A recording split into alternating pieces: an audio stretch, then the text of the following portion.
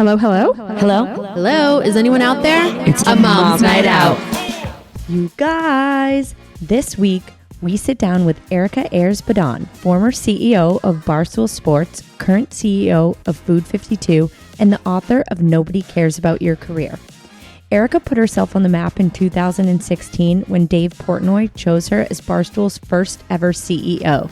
She took Barstool, a regional blog with a staff of 12, and turned it into a $550 million company that employs over 300 people today. She has been named one of Forbes' most powerful women in U.S. sports, and recently she added author to her lengthy list of titles. Erika wrote Nobody Cares About Your Career at the end of her Barstool run, and we can tell you firsthand it is nothing short of inspiring.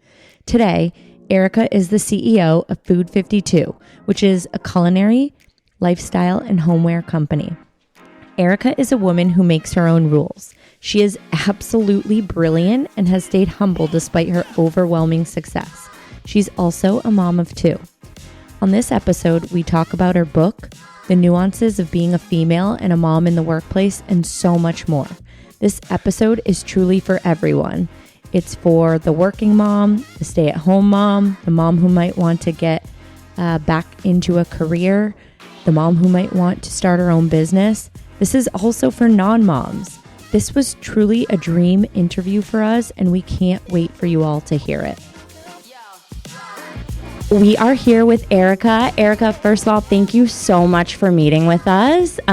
We kind of felt like it was a dream when you answered our Instagram message and agreed to come on our podcast. Oh, really? Yeah. So, well, that's so nice. Thank you for coming here. It's such a big effort. It was. I'm not worthy. You know what? We feel very lucky. So yeah. Are you going to go to lunch or something after this? Okay, that's fine. For sure. Also, we should mention we had a mom's night out last night. Oh, amazing. So you hungover? Yeah. No, we behaved. We were in bed by 11. Yeah. Oh, that's late.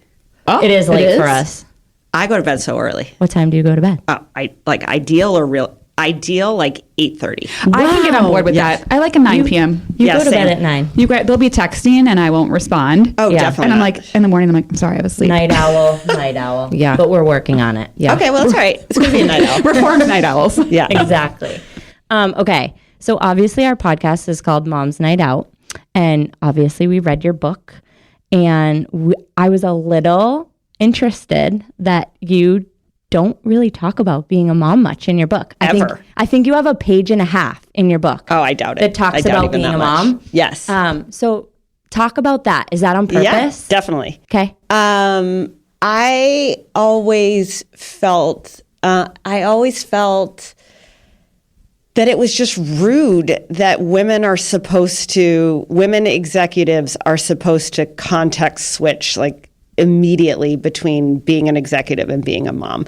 Like Bob Iger gets into an interview, and I'm not saying I'm not anywhere near Bob Iger, but nobody's like, hey, Bob Iger, how are your kids? What's it like at home? Do you have work-life balance? Like, how do you do it? Like, I just always felt that it was unfair to female executives that you should have to talk about your personal life in the context of your professional life. So that's kind of the first part of it. Yeah. I love my kids. I love my family. I'm deeply, fiercely private about them. Because also Barstool fans are crazy. So it's like, so they're a little bit I can remember moving and getting a DM from some stranger that was like, oh, I can see into your house. And I was like, oh God. So it's like, that started to happen a lot when I went to Barstool. And I was like, ooh, I don't want that to me from a security thing. Yeah, that's not that anyone had bad intentions and who knows, but just as a safety creepy measure. Yeah, that's wild. Mm-hmm. So I don't talk about my kids for that reason. Cool. But I'm happy to talk to you here about it. No. Yeah. Because I think it's the context. It's the thing that I don't want it. I think I'm more private than I'm public. Even the only reason I really focus on being public is I think women should see other women out there who are not perfect and who are trying to figure it out and messing up along the way. But I also feel really strongly that in the context of what you're doing at work, you don't have to answer with some pithy, great thing about how you are as a mom. I just don't think men get asked that question. It's so ever. true. It is so true. It's such a good point. Yeah. Do you think, so I guess to follow on that, about how women should talk about being a mom in a workplace. Like, do you think they should be very vocal about it, not talk about it?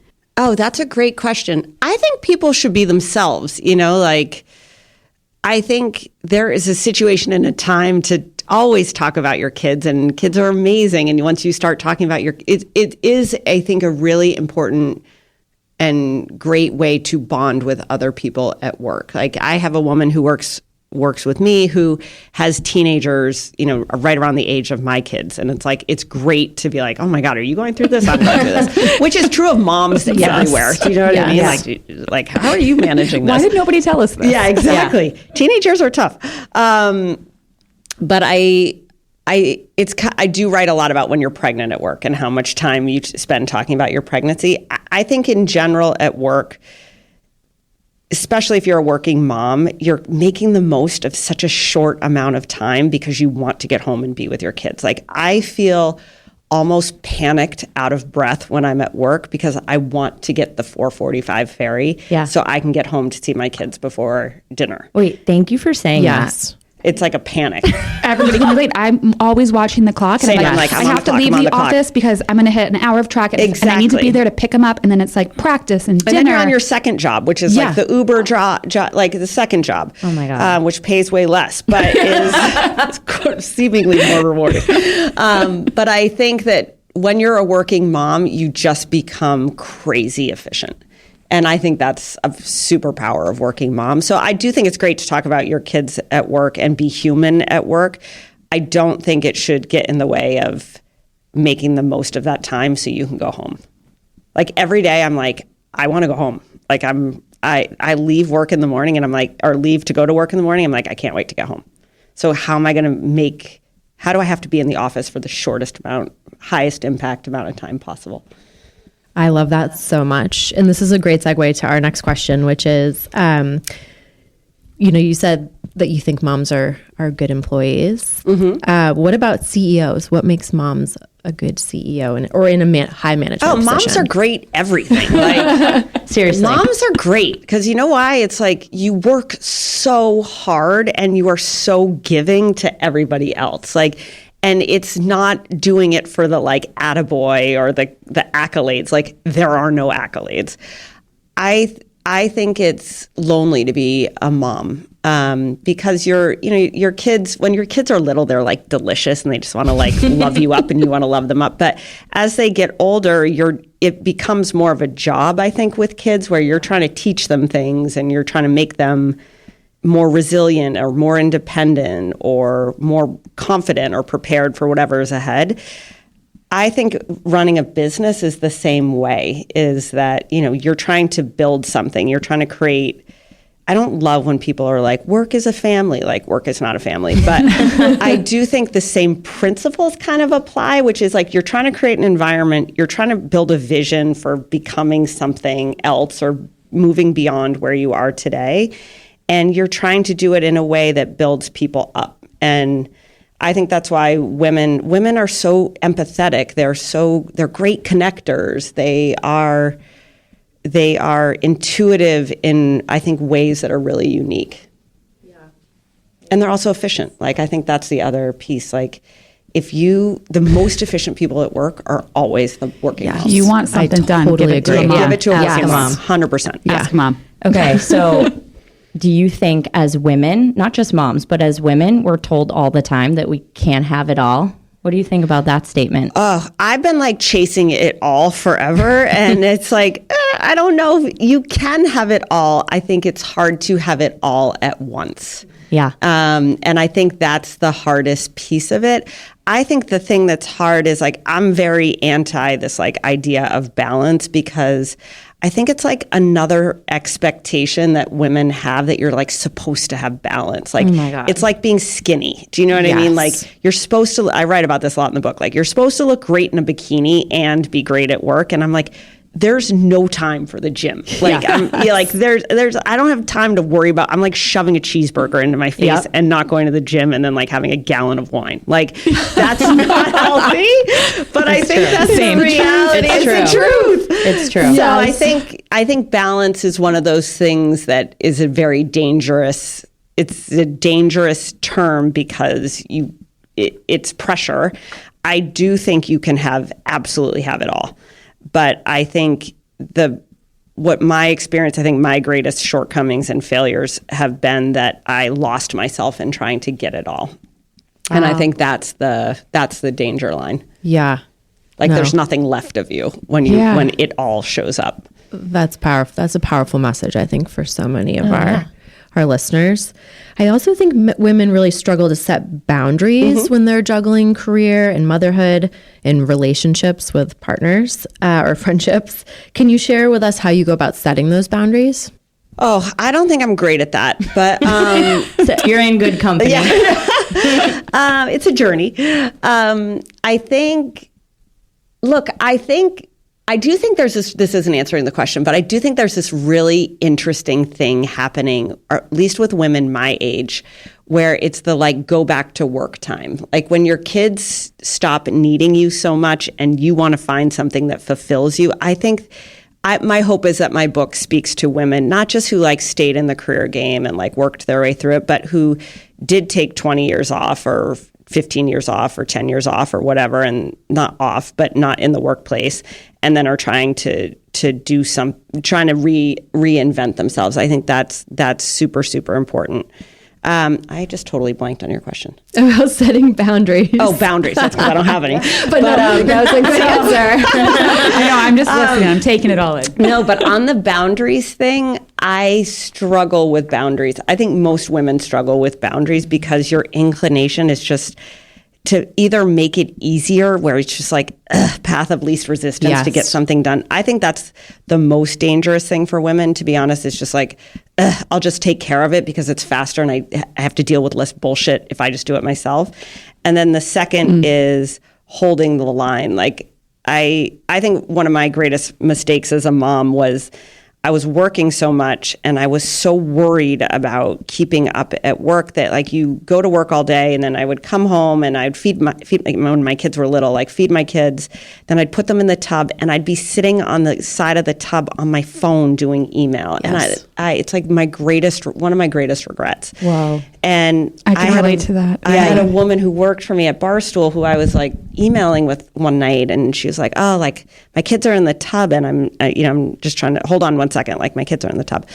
And I was oh my gosh, Alex, don't shut the phone off. And I think the great thing about boundaries is if you start boundaries, they're difficult to implement, but once you do it for a couple reps, you can get really good at it and the world kind of moves to your pace. Yeah. So I think it's just that it's really hard to start. Yeah, I love that. I love that guidance. Oh. I need to hear that. I know. I feel like someone sent you to tell us that. Yeah. I know. It's so hard. Because you are trying to manage everything. And you're always feeling deficient. You're always I'm not giving enough attention to my partner. Yes. I'm not seeing my friends enough. Or you have FOMO, or you're my kid's behind in math. I should be tutoring my child. Or you want to work out, or you know what I mean? It's hard. Do the dads feel this way? No, they don't. I don't think dads feel this way. They feel that way at all. Not at all. And I'm always wow, okay, all this is just going on in my head. Dads are so much better. Men are just better at boundaries. I know. And they don't have the anxiety in the fringe, which I think women really have. I have. Yeah, same. I think we all do. You just feel you're failing all the time. You're just falling a little short. Yeah. I do want to pivot a little bit. I thought in the book it was so important that you called out, well, I guess it's kind of related, that women just have to deal with more shit than men in the workplace. Definitely. It made me stop in my tracks when I read that chapter. I loved it. And I thought even more importantly was about the sexual harassment and how it's not going to be in your face. And there's going to be sort of this way to interpret it, and you're in the gray. Yep. And I think what could be your one tip for women on how to navigate the gray? The gray. So the chapter in the book is called For the Girls, but it's really not for girls. It's for everybody. I loved it. I liked that chapter too. I wish more people talked about it. People actually don't talk about that chapter, which I think is super interesting because it's an uncomfortable chapter. It's an uncomfortable chapter. But I think the gray to me is when you're in a situation that could be interpreted a couple ways, and it's dangerous. There's lines that could or could not be crossed, and you're trying to decide if and how much to cross them by. And it's hard, and I think it's just very murky. And, you know, when I was early in my career in Boston, actually, like sexual harassment was like fairly blatant. Like somebody would say like nice tits or whatever, like your ass looks good in that skirt, which is an unconscionable thing to say, but people said it all the time. Now it's not going to be that way at work because people are not that stupid. It will be more insidious, and it's like, hey, you know, do you want to have a coffee, or let's get drinks after work, or it's just creating environments where the message gets a little bit mixed. And I think for women, like, look, if you want to like go for it, you know, and you're like, I don't care, I want to sleep with everyone in the office, or I don't care if I get sexually harassed, or I'm going to go for it. I think that's fine. Like, I actually am like a huge, like, you do you. But I think the piece that's tough and where I got caught a lot was I was ambitious. So I was like, when somebody made a murky environment that I thought could help my career, I was like, I'm maybe going to navigate down it. And if you don't have a wingman and you don't think ahead of time how you get out of it, it can put you in a tough spot. And so just thinking ahead of like, hey, where could this end up? And if it does, how am I getting out of there? I think is an important thing to think about. I know. I think every young woman should like read this book. Yeah. Just for that. I know. Have a plan and then just have a plan. Yeah, have a wingman too. Yeah, That's have really a wingman. That's really great. It was just so powerful. Like reading that as a woman, I was like, nobody talks about that. Yeah. Nobody they talks about don't. it. It's so crazy. Okay. And that same note. So, do you consider yourself a feminist? Yes, definitely. Yeah. But I'm a feminist in that I believe the definition of feminism is that people are equal. Yep. I don't really care about anybody's gender. You could like, I don't care really about race or about gender. Like, I really love people. I went to an event 2 nights ago where I was the only white person and one of very few women. And I was like, oh, this is like so amazing. Like, what a luxury that I get to be in this environment. Like, I came from New Hampshire. Like, it's like, I didn't meet a black person until I was probably 20, you know? So like, what a luxury to find myself in my life in that kind of place. But I do think I'm a feminist in that I believe people should be treated equal and be given equal opportunities and have equal pay. I don't think I'm the type of feminist, though, that is like, guys are bad and men suck. And I don't really believe in pushing other people down, which I think feminism has gotten like a little bit of a rap like that. And if you say you're a feminist, you're like that. The other thing that I think made me lonely in being a feminist was I always chose to, which I write about, I always chose to like do it from within. Like I remember taking the Barstool job and I was on the board, about to be named to the board of the Abortion Rights League, which was pretty awesome. It was like my first like public service board seat. I was passionate about abortion rights. And they called me after I told them I took the job and they were like, you can't be on the board. Well, I was going to say, I bet feminists probably don't like Barstool. Like that, 100%. So they're like, we don't like that. Like that doesn't, and they were pissed at me. They were like, that was a really bad decision. You should have told us you were going to do this, blah, blah. So in my head, I was just like, God, that's so strange, because if you really want to change reproductive rights or protect reproductive rights in this country, you have to get men involved. Yes. Like, Wow. You can't just talk to the base. You gotta talk to everybody involved having sex, that they should be advocating that women should be empowered to control their body. And it just struck me as like this really weird thing. But I was always the kind of feminist that was like, I don't care. Like, I'm happy to go in the boys club and see, and let's add girls. And I think there's other people who go a totally different route of like, let's build women up from a women-centric point of view. And I was always kind of on the other of like, hey, let's go where the heat is and see if we can bring women inside. What a miss on their part to not have them on that board. I know. That's wild.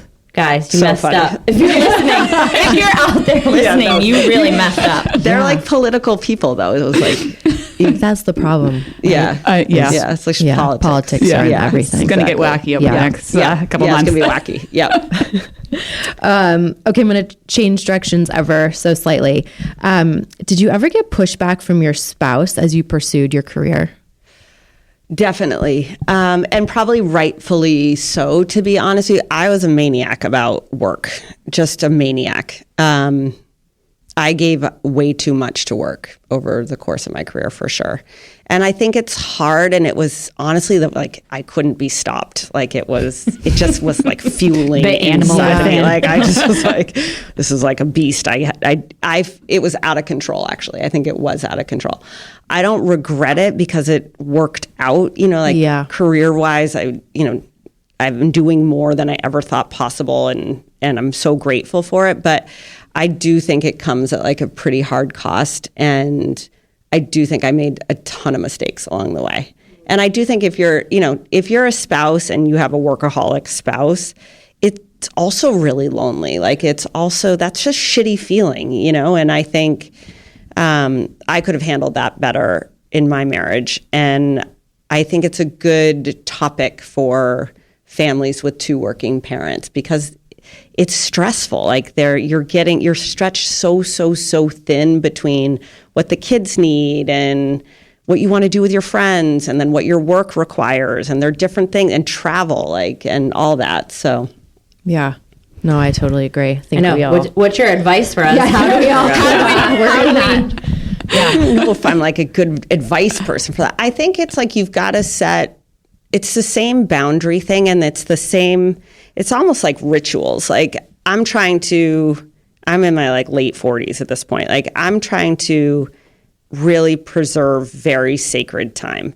So like every week I try to have like sacred time with my husband, with my two kids individually, and for us as a family. Ooh. And like we're in fall right now, so everybody's got 6,000 sports and the tutor. It's like awful. Send help is exactly. Send help. We used to say send nudes at Barstool.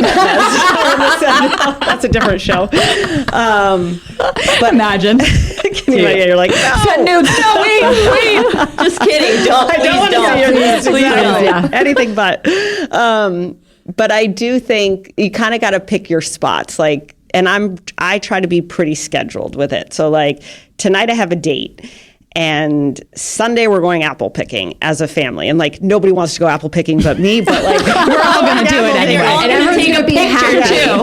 And smile. So yeah, damn it. So anyways, I think you got to like pick your spots and then really preserve the spot. Yeah. I love that. Great advice. That's great good advice. Yeah. I think along there was, you had some rules for women in your book. And I think all rules are meant to be broken. Yes. But there was one that I think doesn't need to be broken. I sound so not like a rule person. It's terrible. But there was one that really resonated with us, was about help as many women as you can on their way up. Definitely. So I think tell us a time that you helped a woman and what it meant to you and for her.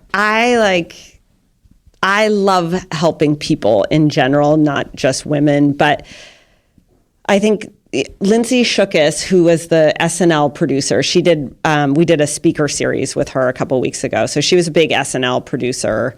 And then she created this organization called Women Work Fucking Hard, which I think is kind of genius. Oh, love that. Cool. And she has a piece of advice that is, whenever you go anywhere, make it a point to meet 3 women. Just make 3 women you don't know. Just make it a point to like go say hi and meet women you don't know. For me, it was, I tended to collect people and collect women. Like I have this woman, Devin, who helps me. She still works at Barstool Sports, but Devin was an intern. She went to Penn State, and she commuted to New York City from Pennsylvania just to have this internship at Barstool.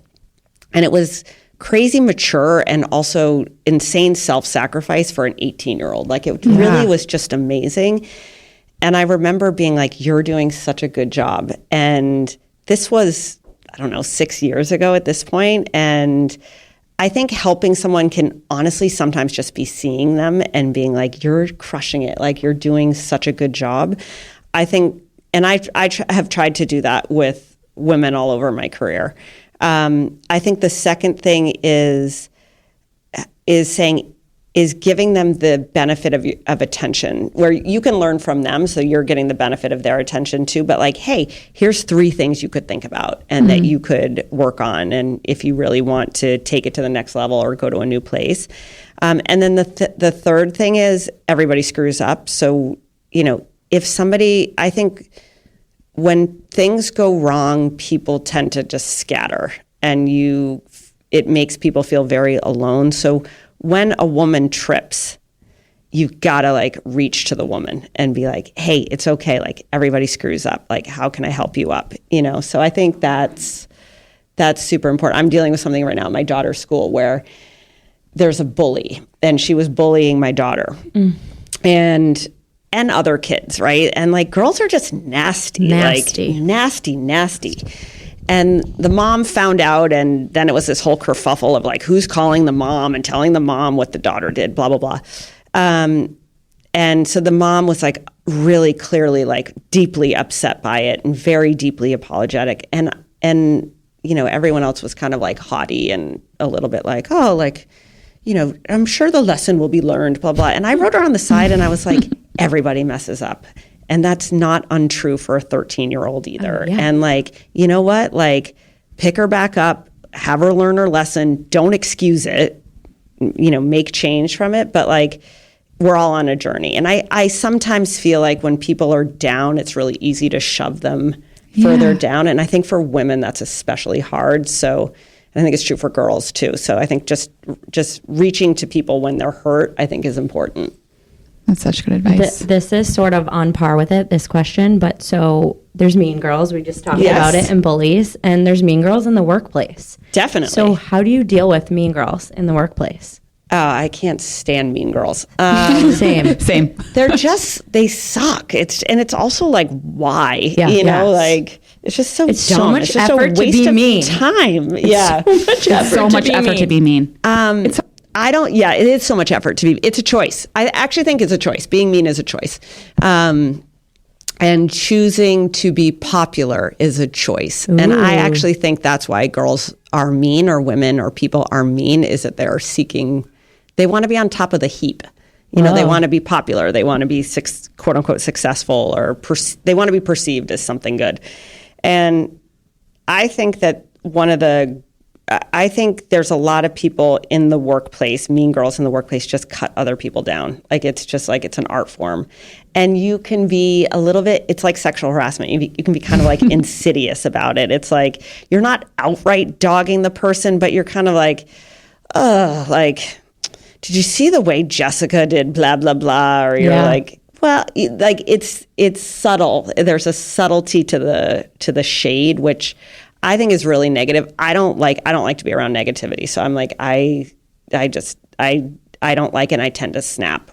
I tend to snap and say something like, be nice. Like, just be nice.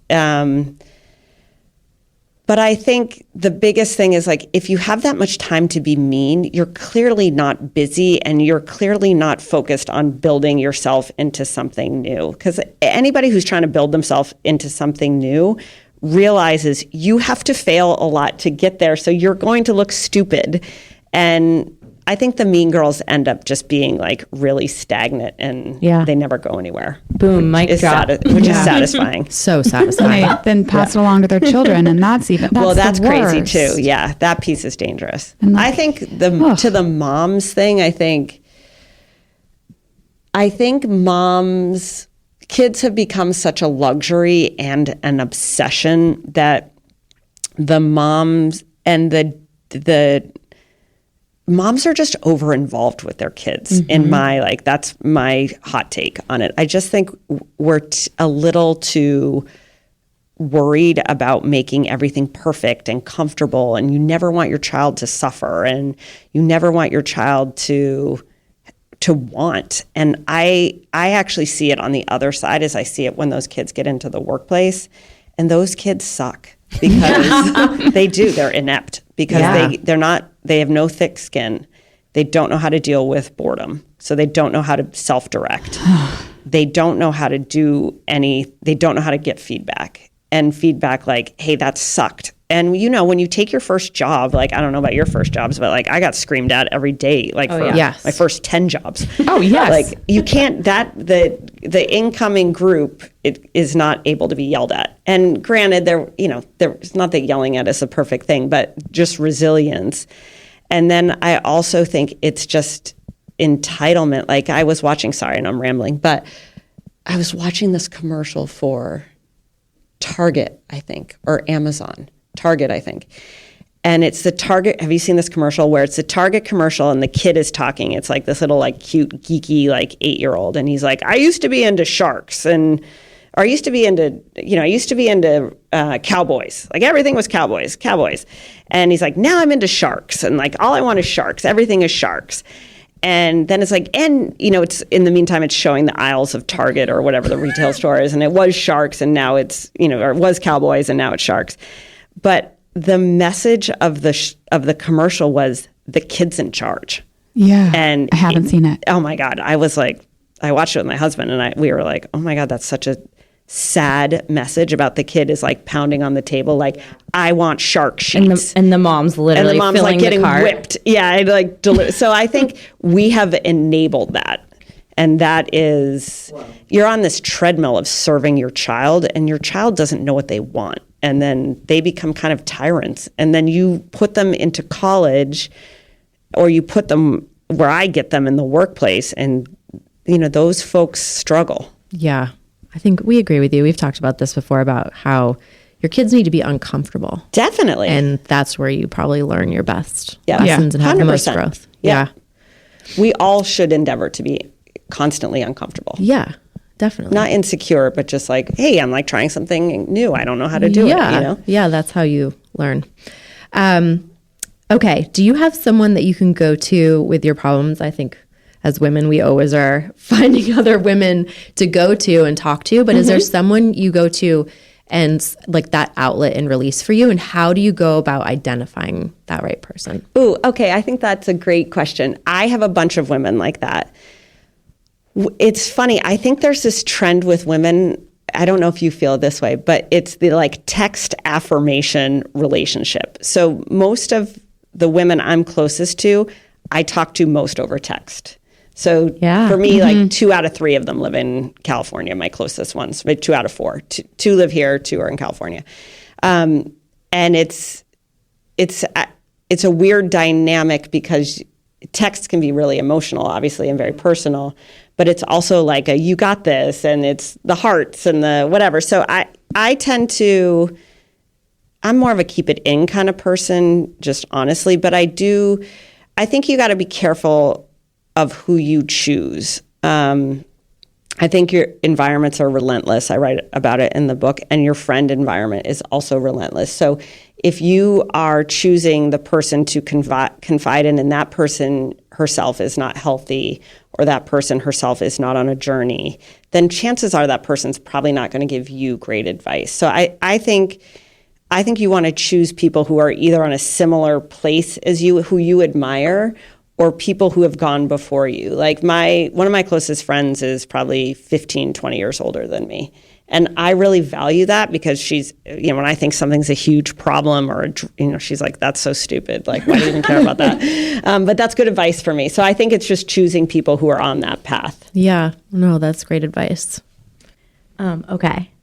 I don't know if anyone's asked you this question. Maybe they have, but I want to know, did you write the book and then think of your title, or did you think of the title and then write the book? No, I wrote the book. I finished the book, and then you were like, what am I going to call 100%. Yeah, I was like, I don't know what to call it. I thought it should be like, you should be yourself. You can be yourself and be successful. And the publisher was like, that's the dumbest title ever. So I was like, okay, well, way to be blunt. Yeah, great. Exactly. Back to the drawing board. Do some feedback. And there was a really smart woman at the publisher who was like, why don't you just shop in the chapter titles and see if there's a chapter title? And Nobody Cares About Your Career was a chapter. Oh. And then that became the book title, which I actually think was the right title. It's perfect. I think so. Perfect. I hope so. Yeah. And did you wake up one day and you're like, I'm going to write a book, or were you approached? No, I never knew I could write a book. Like I don't know very much about writing a book. Like this is my first book. Like I've like screwed up, every which way to Sunday on this thing. But we had just sold Barstool to Penn, and I was getting all these DMs with work questions like, a lot of people were in my DMs, and I was spending all my time on the train and on my commute, like writing back to the work questions. I love that you did that. Oh, I love doing it. I respond to like every DM I get, which is probably makes me a loser, but whatever. It makes you incredible. I don't know. I think it makes me like inefficient. But so to that end, I always cared too much about work. I was always way too involved with work. I just always cared way too much and on a like emotional frequency that made no sense. And I'm a weirdo. So then I was like, I had this crazy job. It was, brilliant and wild, and we were creating something every day, and everything was loose and fun, and we were having so much success. And then I got a boss, and it was like, what's the financial forecast next Wednesday? And it's like, I'm not the best person to be like, let me tell you the TPS report is going to look like this. Like, I don't care about the TPS report. So I was feeling this like dearth of creativity, and I was seeing all these DMs, and I was having all these like a lot of thoughts and emotion in my head. And I always like to write emails, which there's a bunch of emails in the book, but I always like to write emails. So I just started really the book in email. I wrote it as an email. Wow. Oh. And then the editor people were like, there's a better way to do this. But the book is really an email. Your tone was just so refreshing. Yeah. Like the amount of career books I've had to read in my career, and this one, it was just so refreshing. Yeah, I don't like career books. It's either like, I'm perfect and this is why I'm so great, and I've done it all, or it's like, here's 3 habits you need to be successful. And I'm like, I don't have any discipline to have any habits, and I'm decidedly not perfect. So I think that's your superpower, though. Like what you just said is that you can admit that. I feel like so many women in your position want this illusion of perfection. For sure. And I feel like everyone's so full of shit. 100%, so annoying. Right? Yeah, so, I don't like that. I think the internet is like this amazing, terrible thing. But the reality is that if you are not authentically you at this point, somebody's going to find out, and it's just you feel it, you smell it, and I think it's really a disservice to women to this image of perfection in work. I think it's so damaging. In the same way that like women who stay at home and the like housewife who's beautiful and her hair looks great, the trad wives, she's got the apron on. Yeah, like it's so damaging because like like you're a mess one day and you're cranky, or you got in a fight and you're like it's in your head, or you're tired, or you're having an issue with your kid, and like I just think that nothing is perfect, and the illusion of perfection. I think it makes women feel uninvited to and inferior when they're trying to accomplish something. Yeah. Me too. When you look back, what was the most, I guess, impactful career advice that you've received? One is to work your ass off in your 20s. Like if you can really like give yourself to work in your 20s, that was really good piece of advice. 2 is to fire people quickly. Oh. Like you got to learn how to fire people. Yeah. I think women struggle with it a little bit too. I think guys struggle with it too, but knowing like, hey, this isn't a fit. It's not good for you. It's not good for us. Like, let's move on. Let's get out. That was good. That was also very good advice. And just like, you have to keep pruning your garden. Yeah, well, that's great advice. That's great advice. It's hard. Have you ever fired anyone? Yes. It's not comfortable. It never gets easier. Nope. And you always just have to remember it's for the business and it's for the company. Yeah, and like you can love these people, and most people do understand that. Yeah. It's a very hard thing. It does not get easier. No, it doesn't. It's hard. Yeah. Super hard. But most people understand. So anyway. I mean, I know that's advice given to you. If people are reading your book and you wanted them to take away like one like pearl. Ooh, one pearl what from would it me? be? One pearl from me would be, I don't know that's a pearl, but I think, I really do think that if you have to put away your insecurity and your ego, I think that we're either feeling like I'm not good enough and I don't know this, or I'm inadequate at that. That kind of is a narrative running in everybody's head. And then the other narrative in everybody's head is like, I'm so great. And I think both of those things are actually detrimental to the journey you want to be on. And you can learn something from everyone, and you should try to do as many things as possible to grow as much as possible. And by putting those two things aside and focusing on and being present on what you're trying to do, grow a family, grow your kids, grow yourself, grow your marriage, whatever, like grow your work, then it will become easier to do it. Wow. I think, that's a good way to end. I know. Before we get to fun questions. I know. Okay. So on Mom's Night Out, we always end with some fun questions. Okay. Just we got some curveballs for you. Okay, great. Get to know you. I will start. So, Miss Peaches. We didn't talk about Barstool. I know. Yeah. Well, are you sick of talking about Barstool yet? Everybody asks about Barstool. Yeah. So this is a good one. So Miss Peaches. Yes. Is Miss Peaches going to write a book? And if so, what's the title going to be? Ooh, I would say she should write a book. Right? I think Dave should write a book. But Miss Peaches would write a excellent book. I wouldn't be surprised if he's working on a book with Miss Peaches, like a children's book. That would be brilliant. That's brilliant. I love that. And I don't know what the title would be. We were joking around last night, and we each had one, and I can't even say mine because I'm going to laugh. Say it. I can't. It's a rough world out there. What was mine? It was like from rags to riches, Miss Peaches. Oh, that's cute. Yeah. Right? Yeah. Oh, I don't know. gosh. We I don't think I had one. You didn't. I don't think you did either. We were dying laughing over Miss it. Peaches is the best. She's We'll have so to send cute. her this episode. Yeah. Oh God. Okay, if you were the CEO of the New York City Ferry, Oh my God. what is the first That thing is you my would do? dream job. That is my dream job. I would like nothing. I hope somebody out here is listening. Like, I would We'll love tag the New York nothing City more Ferry. than to run the New York City Ferry. I would update the app and the entire communication about what route goes where and what time the ferry is I arriving. love that you just knew the answer to that question. I no think about problem. this shit all the time.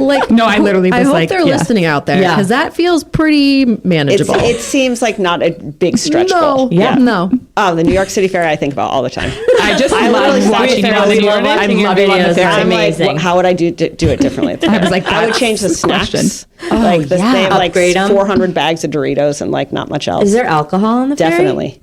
I don't like drink that. on the ferry, but people do. Definitely. Okay.